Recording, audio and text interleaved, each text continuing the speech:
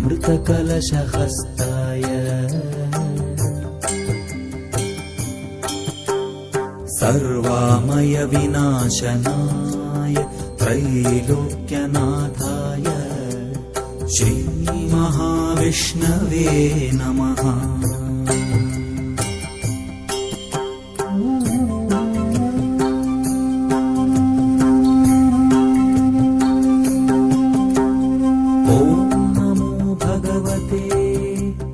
वासुदेवाय धन्वन्त्रये अमृतकलशहस्ताय सर्वामय विनाशनाय त्रैलोक्यनाथाय